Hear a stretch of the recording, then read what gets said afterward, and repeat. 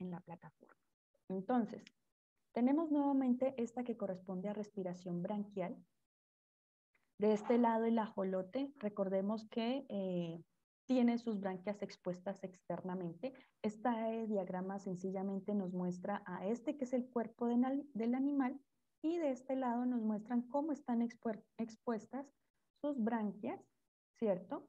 Que recordemos están en contacto directamente con el agua. Es decir, en el ajolote no hay necesidad de que él tenga que tragar agua todo el tiempo. Cosa diferente que ocurre con los peces, ¿cierto? Aquí nuevamente nos están mostrando el tejido del animal, ¿cierto? Con esos tejidos, con esas branquias que están expuestas. Y esto que vemos aquí en rojo son los capilares que están haciendo un intercambio de gases. Entrada de oxígeno por salida de dióxido de carbono. De este lado aquí tenemos algo diferente que es el pez, ¿cierto? Entonces aquí tenemos un ejemplo real de un pez. Aquí hay un esquema que nos está mostrando que el pez tiene la necesidad de tragar agua, de abrir la boca para succionar o permitir la entrada de agua por el orificio de la boca y también lo hace, no es muy regular, pero algunos peces también lo hacen por las fosas nasales, por las narinas. El agua ingresa por la boca y sale aquí por el opérculo. El opérculo, que es un hueso duro, no sé si ustedes recuerdan cuando están comiendo allá la trucha o la mojarra, ¿cierto? Aquí atrás del ojo hay un hueso que es plano, es delgado y es duro. Este huesito tiene la función de proteger las agallas. Las agallas o las branquias, que nosotros también sabemos que son el órgano respiratorio. Entonces, básicamente lo que hace ese opérculo es abrirse y cerrarse todo el tiempo, igual que lo hace la boca. Entonces, con esa actividad lo que hace es permitir el intercambio de gases.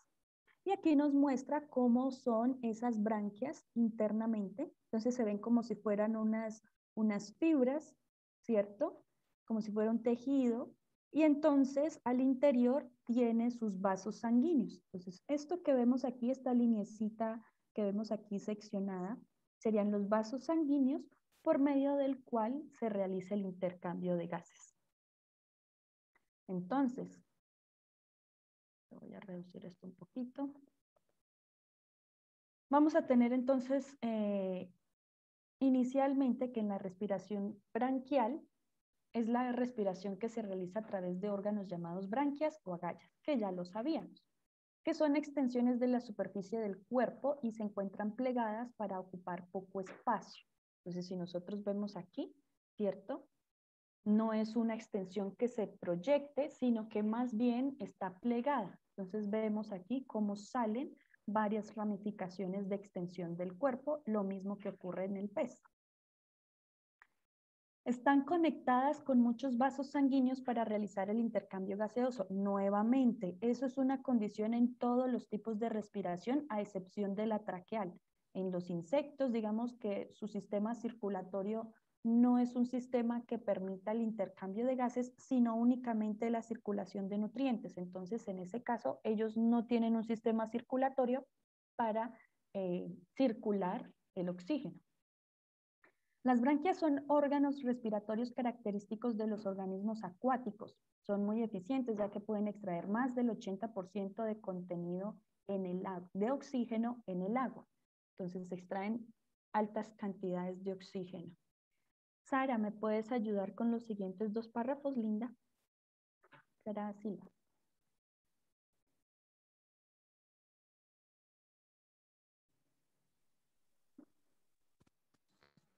¿Me escuchas? Sí, te escuchamos. Las, las branquias están presentes en invertebrados acuáticos como anelidos, moluscos, crustáceos y equinodermos. Entre los vertebrados las observamos en peces anfibios inmaduros.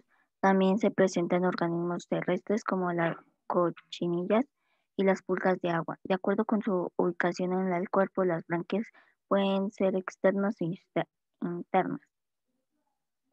Gracias. Las branquias externas, linda. Las branquias externas son proyecciones de la piel expuesta al ambiente. Se mueve ligeramente para que circule el agua rica en el oxígeno. No tienen protección por lo que pueden sufrir daños por el roce con objetos o por el ataque de los predadores. Encuentran en análidos, Anélidos. moluscos y equinodermos y en los estados lavarios de anfibios y peces. Muy bien, esas son entonces las branquias externas. Cuando nos hablan, por ejemplo, de acá, las cochinillas, no sé si ustedes se han dado cuenta cuando nosotros levantamos una piedra, un ladrillo, un tronco húmedo o, sí, normalmente donde se guarda humedad o debajo de las macetas, a veces debajo de las materas que tenemos en la casa, hay un gran número de animalitos que si uno los molesta un poquito, ellos se enrollan, se vuelven una bolita. ¿Cierto? Si los dejamos de molestar, se desenrollan y caminan normalmente. Sus paticas o sus extremidades son blancas, tienen gran número de extremidades y el cuerpo del animal es como si fuera el de un armadillito, pero es pequeñito y es un invertebrado. Entonces, esas son las cochinillas, son cochinillas de humedad. Entonces, ellas están ahí resguardaditas, ¿cierto? Viviendo en esas condiciones de ese ambiente. Bien, las branquias internas. Paula Pérez.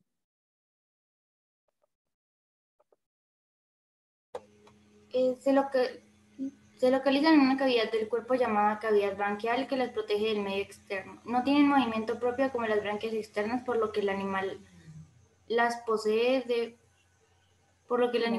posee debe tener un mecanismo independiente para renovar el agua que las baña, y esto implica un gasto de energía. Por ejemplo, en los peces el agua entra por la boca y sale por unas ranuras llamadas opérculos, lo que requiere lo que requiere el pez que esté abriendo y cerrando su boca constantemente para mantener el flujo. Sin embargo, este gasto es compensado con una gran eficiencia en la obtención de oxígeno. Este tipo de branquias son los órganos respiratorios de los moluscos, crustáceos y peces adultos. Y de acuerdo con la organización interna pueden ser dérmicas o sanguíneas. Muy bien, entonces hay dos tipos de branquias cuando son internas. Entonces las branquias dérmicas se presentan en estrellas de mar. Son proyecciones de la piel similares a pequeños dedos y protegidas por espinas que se distribuyen por toda la superficie del cuerpo.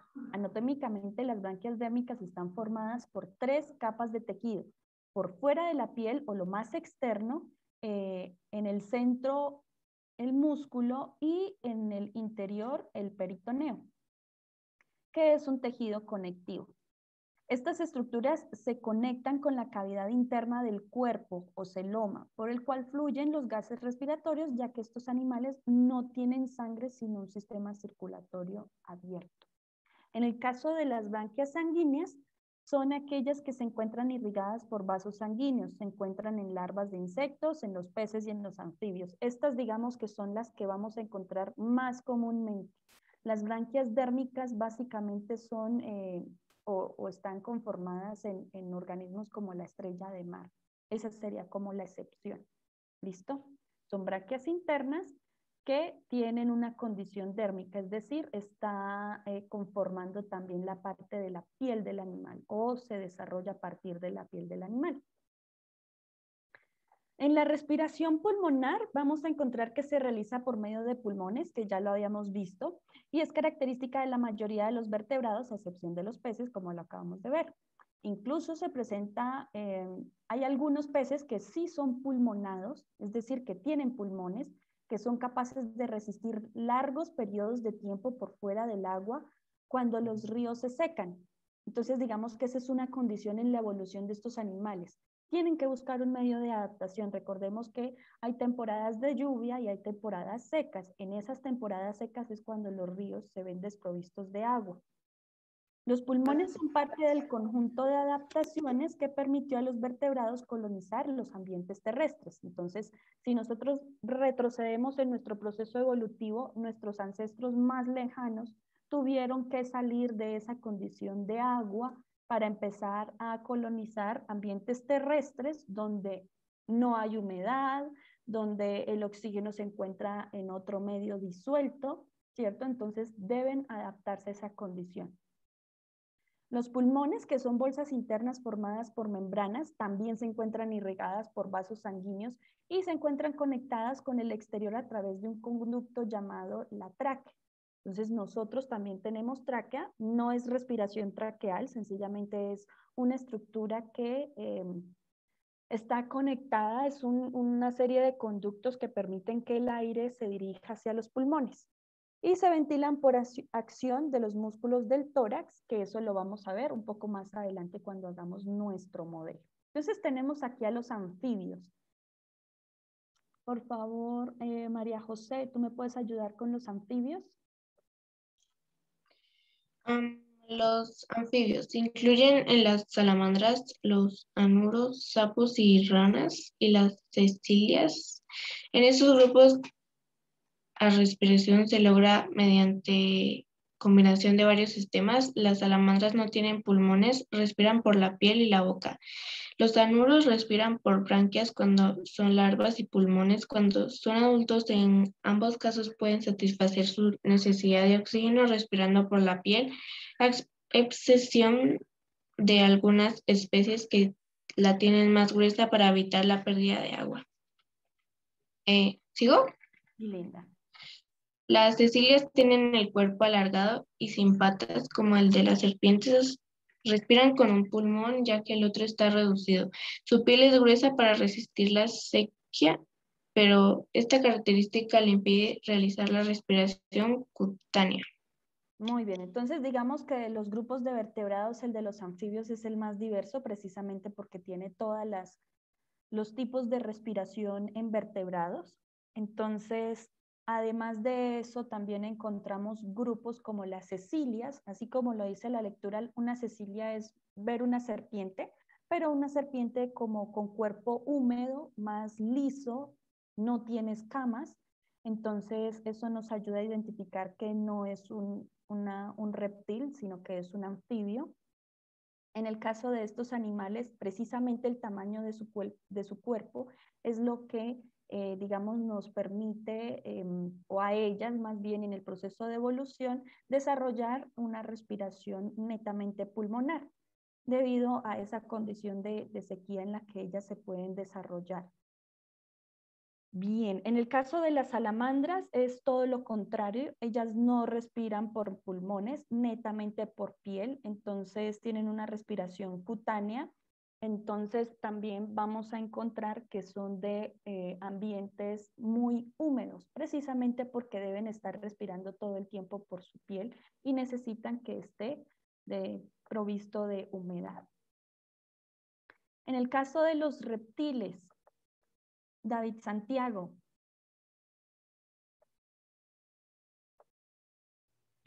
Los reptiles dependen totalmente de la respiración pulmonar, ya que sus pulmones están mejor adaptados a la vida terrestre que los de los anfibios. Parte de la diferencia en la presencia de tabiques que extienden la superficie del pulmón, lo que permite un mayor intercambio gaseoso. Entre los reptiles encontramos a las tortugas, los lagartos, las serpientes, los cocodrilos, etc. Las tortugas complementan la respiración pulmonar con la cloacal cuando está bajo el agua. La respiración cloacal consiste en realizar el intercambio gaseoso a través de la cloaca que está irrigada por muchos vasos sanguíneos. La respiración posee un pulmón grande y uno reducido. Una característica de la relación, que se relaciona con la falta de espacio a causa de la forma alargada del cuerpo. ¿Sigo, profe? Sí, corazón. Los reptiles pueden pasar mucho tiempo en reposo, pero también pueden ser muy ágiles para cazar. Dependiendo del comportamiento, las necesidades energéticas varían. Los reptiles son capaces de controlar su respiración con una adaptación de su sistema circulatorio. Gracias a esta, el flujo de sangre hacia los pulmones se bloquea cuando el animal se encuentra en reposo o sumergido durante mucho tiempo. El flujo se restablece cuando el animal va a realizar alguna actividad como atacar o desplazarse. Desplazarse. Muy bien. Entonces vamos a tener una condición particular, ¿cierto? Entonces, de acuerdo a las necesidades energéticas que tiene el animal, hay un flujo sanguíneo. Recuerden que en la sangre, además de oxígeno, también se está distribuyendo nutrientes, ¿cierto? Y el oxígeno se está distribuyendo también para realizar un proceso metabólico, ¿cierto? Entonces recordemos que a partir de actividades metabólicas internamente en nuestro cuerpo se produce ATP. Entonces, si se produce ATP en el organismo, básicamente en los reptiles es porque se va a utilizar. ¿Listo? Recordemos que son animales que duran mucho tiempo en una especie de letargo. Entonces, ¿qué quiere decir eso? Que van a estar por mucho tiempo quietos, ¿cierto? Si de pronto alguno de ustedes ha tenido la oportunidad de observar el desplazamiento o la actividad diaria de un lagarto, de un cocodrilo o de una iguana, ¿cierto? Es más notorio en ese tipo de animales, ¿cierto? En el caso de las tortugas, en las tortugas terrestres, porque ya como lo dice la lectura, las tortugas acuáticas tienen una respiración cloacal. La cloaca, sencillamente, es un órgano que se encuentra próximo al área donde se hace el proceso de la egestión. ¿Quién me recuerda qué es la egestión? Juliana, ¿recuerdas qué es la egestión? Cuando nosotros vimos el proceso de la digestión el año pasado, vimos que el proceso de la digestión iniciaba con la ingestión, luego la digestión, la absorción de los nutrientes y al final la egestión. Entonces, esa egestión, ¿qué sería?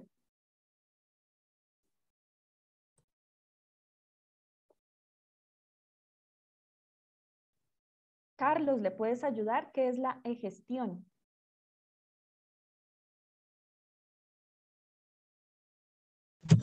Progreso es que mi computador se trabó 2 veces y hasta ahorita entré. Vale, tranquilo.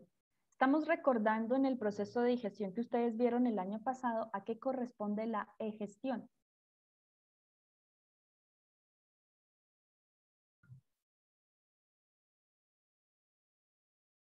Sebastián Kiasúa, ¿qué sería la egestión? La digestión es como el proceso por medio de los animales desechan, o sea, pasan alimento y desechan alimento. Desechan, muy bien. ¿Desechan qué? Recordemos que al final de la digestión se producen las heces fecales.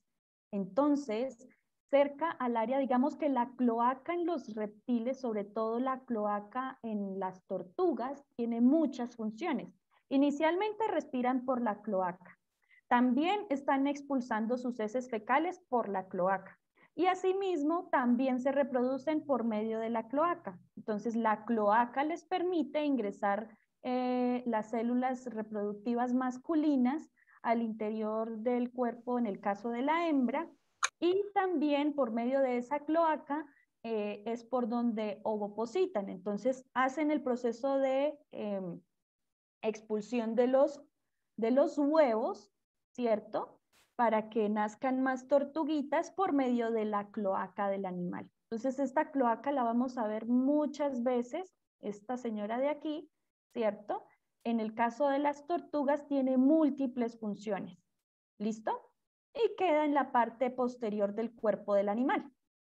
Es como si nos dijeran a nosotros que respiramos por el ano, ponemos huevos por el ano, ¿cierto? Realizamos la expulsión de heces fecales por el ano, ¿cierto? Y nos reproducimos por el ano. Entonces, esas son las 4 funciones que tiene la cloaca en las tortugas.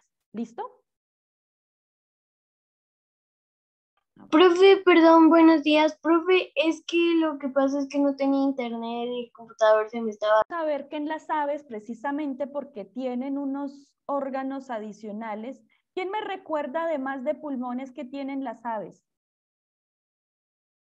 Felipe, además de pulmones, ¿qué tienen las aves? Buche, ¿no? Bueno, hay un buche, pero el buche es para el proceso de la digestión. Recordemos que ahí almacenan el alimento. En la respiración. Sacos aéreos, veo ahí en la imagen. Vale, muy bien. Sí, válganse de lo que tengan en la pantalla también si no lo recuerdan. Entonces, además de pulmones, tienen sacos aéreos. Y aquí nos están mostrando la distribución de esos sacos. Yo voy a ampliar un poquito más. A ver, yo voy a ampliar un poquito más la imagen. Listo, entonces vamos a ver entonces inicialmente que al igual que en el caso de otros organismos, digamos que los conductos que permiten que el aire llegue a los pulmones, inicialmente nosotros hablamos de esta de aquí, que es una tráquea, ¿cierto? Que más abajo se va a bifurcar en 2 partes. Esto de aquí son los pulmones, 1 y 2. Y adicionalmente tiene sacos aéreos distribuidos por todo el cuerpo del animal, ¿cierto? Entonces tenemos sacos aéreos que son cervicales, no sé si lo alcanzan a ver, está en un azul muy claro. Vemos este de acá, del lado izquierdo, el del lado derecho. También vemos este que está un poco más alargado. ¿Sí, Linda?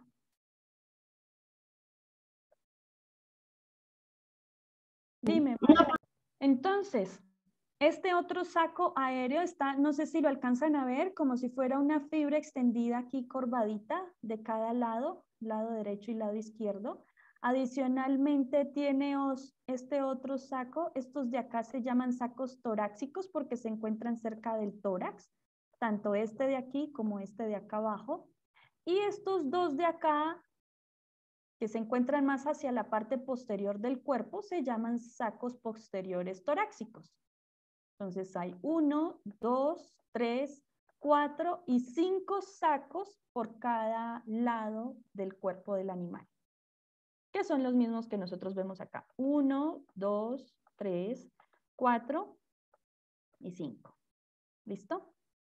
Entonces, esos son los sacos aéreos del animal y vamos a encontrar que son estructuras que no hacen intercambio gaseoso, pero que el ave los utiliza para realizar su proceso de almacenamiento de aire en lo que hace el intercambio de gases. ¿Listo? Entonces, inicialmente, Laura, ¿me ayudas por favor con las aves? No, profe.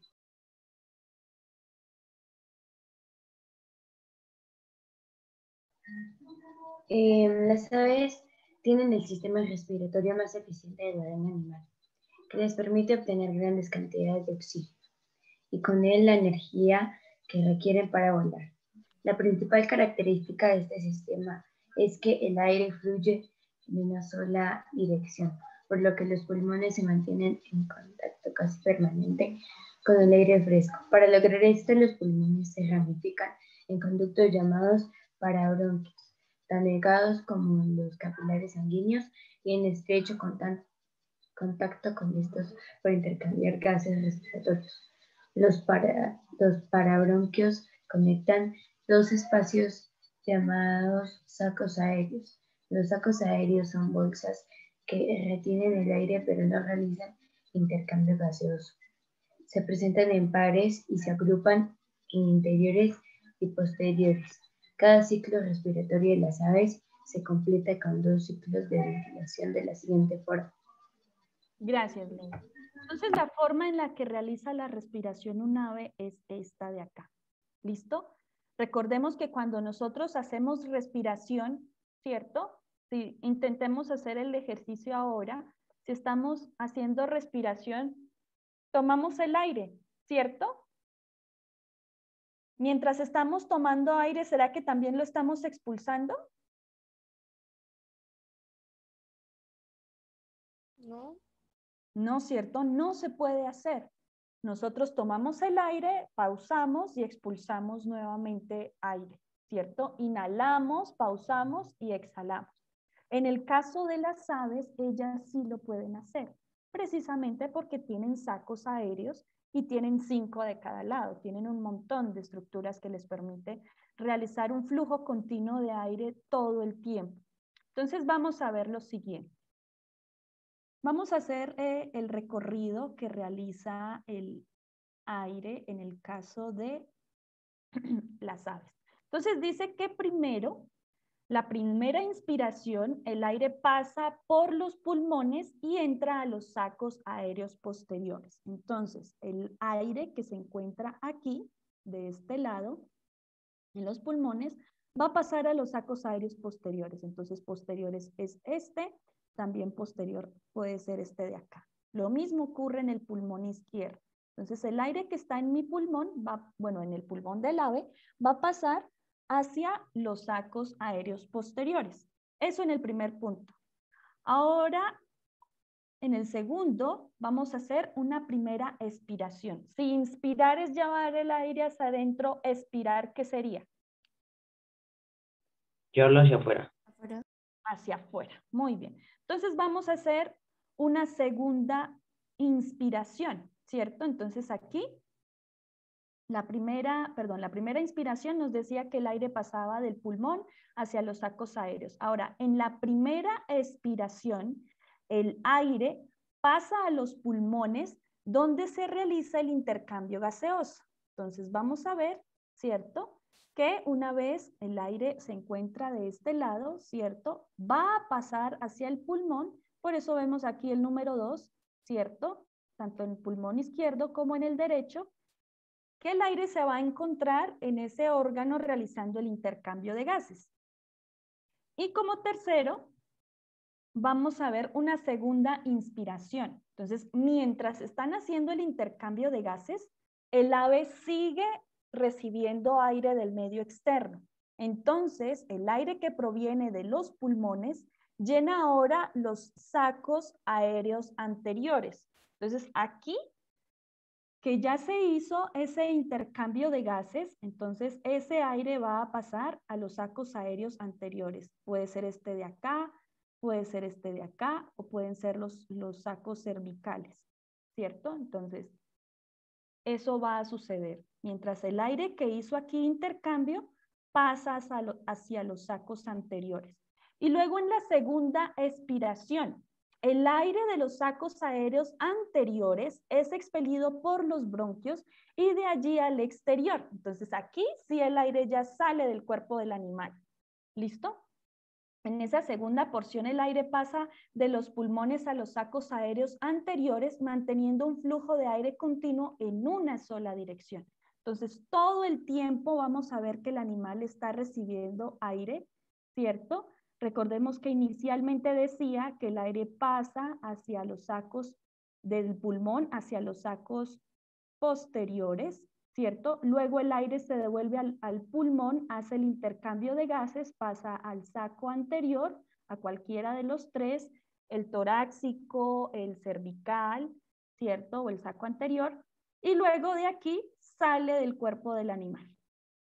¿Listo? Entonces todo el tiempo el animal va a tener aire en sus pulmones y en sus sacos aéreos. Entonces, nuevamente, el recorrido es el aire que el animal captura, ingresa al pulmón, pasa a los sacos aéreos posteriores, a estos dos se llenan de aire, luego se devuelve al pulmón, luego pasa a los sacos posteriores. Cuando pasa a los sacos anteriores, estos de acá, aquí ya se hizo intercambio de gases, es decir, que aquí ya el aire que entra a estos sacos de aquí es porque ya tienen dióxido de carbono, ya están listos para ser expulsados, pero como el animal sigue inspirando más aire, mientras este proceso ocurre, estos sacos posteriores también se siguen llenando de aire rico en oxígeno. ¿Listo? Entonces, se hizo intercambio aquí de oxígeno por dióxido de carbono. Aquí el aire que ingresa está lleno de dióxido de carbono y luego sale del cuerpo del animal. ¿Listo? Es un poco más complejo. Eso asegura que el animal todo el tiempo va a tener sus sacos aéreos. Su aparato respiratorio completo está lleno de aire para realizar el intercambio de gases. ¿Listo? Entonces, a medida que va pasando el aire hacia los sacos aéreos, el animal siempre va a tener sus pulmones con aire, haciendo intercambio de gases o pasándolo hacia los sacos posteriores, donde luego va a salir al pulmón para hacer el intercambio y finalmente hacia los sacos anteriores para luego ser expulsados, salir del cuerpo del animal. ¿Listo? Entonces hay 2 inspiraciones y 2 expiraciones. ¿Listo? Entonces, en esta primera, donde dice que el aire pasa por los pulmones y entra a los sacos aéreos posteriores, se asume que el aire está ingresando acá. ¿Listo? Bien. ¿Alguien tiene alguna pregunta sobre esta mecánica? Luego la vamos a ver un poquito más completa, pero digamos que por el momento sería algo más o menos así. Bien, entonces esta es la respiración en aves. Ahora vamos a ver cómo es el proceso. Miren, aquí luego nos dice, los sacos aéreos están acompañados por modificaciones del sistema muscular y esquelético. Por ejemplo, la expansión de los sacos anteriores es posible porque los huesos del ala son huecos. Recordemos que las aves son livianas, ¿cierto? Cuando nosotros estamos rompiendo el huesito de la puesta en el ave, ¿cierto? Cuando estamos comiendo el pollito o la gallina, ¿cierto? Y rompemos el huesito de la puesta, que esa es la quilla del animal. Entonces nos damos cuenta que son huesos que no son totalmente sólidos, están huecos en su interior, hay un espacio. Ese espacio también se llena de aire durante las inspiraciones. Esos sacos aéreos son muy efectivos en evacuar el calor producido por los músculos del vuelo y evitar el sobrecalentamiento, que puede ser peligroso para el cuerpo. Recordemos que si aumenta la temperatura del cuerpo en un animal, ¿qué puede pasar? Recordemos que el cuerpo está hecho de proteínas, ¿cierto? Pensemos, por ejemplo, en un huevo. ¿Qué pasa si le ponemos temperatura al huevo? Juan Pablo Medina, si le ponemos temperatura al huevo, ¿qué le puede pasar al huevo?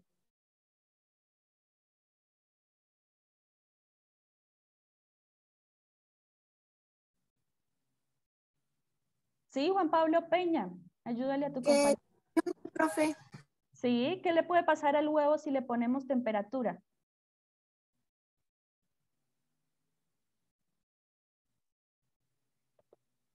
Profe, puede eclosionar si no le ponemos mucha temperatura. Exacto, bueno, pero en la casa todos los días le ponemos temperatura. Cuando le ponemos a temperatura al huevo, ¿qué le pasa? ¿Se cocina? Se cocina. Se cocina. Muy bien. Entonces, si se cocina, ¿cierto? Está rico para nosotros, bien por nosotros, pero mal por el huevo, porque el huevo, como dice Juan Pablo Peña, ya no va a eclosionar, ya no va a salir un pollito del huevo de ahí. Si a la gallina, bueno, a la gallina no, si a un ave que está en vuelo, que está volando, precisamente porque utiliza mucha energía en volar, va a subir su temperatura. ¿Qué pasa si sube su temperatura? Si aumenta mucho.